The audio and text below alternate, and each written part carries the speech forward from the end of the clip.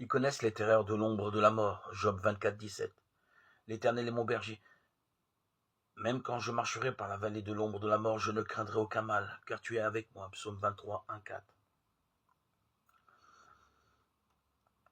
Un acteur célèbre déclarait à un journaliste « Je suis fatigué de vivre et effrayé de mourir. » La vie n'est pas souvent facile, la richesse, pas plus que les honneurs ou la gloire ne peuvent apporter la paix et le bonheur dans le cœur. La mort reste un sujet de terreur pour celui qui n'est pas réconcilié avec Dieu. Quel contraste avec l'apôtre Paul, serviteur et imitateur de Jésus-Christ, son Sauveur et son Seigneur. Sa vie avait été éprouvante.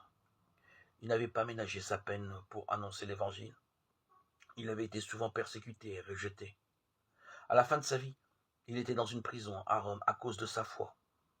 Malgré toutes ces difficultés, il ne craignait ni la vie ni la mort, car il se confiait entièrement en Dieu. Pour moi, vivre, c'est Christ et mourir, un gain. Mais si j'ai à vivre dans le corps, il en vaut bien la peine. Je suis pressé des deux côtés. J'ai le désir de partir et d'être avec Christ, car c'est de beaucoup meilleur, mais il est plus nécessaire à cause de vous que je demeure dans le corps. Philippiens 1, 21, 24. Il avait la conviction d'être entre les mains de son Dieu qu'il connaissait personnellement. Dieu lui suffisait en tout pour vivre ou pour mourir. L'être humain est fragile physiquement et psychologiquement. Dieu le sait bien. Comme un père a compassion de ses fils, l'Éternel a compassion de ceux qui le craignent.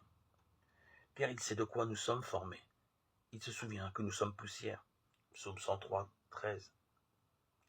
Notre source est de le connaître, comme notre Père et Jésus-Christ est le seul chemin.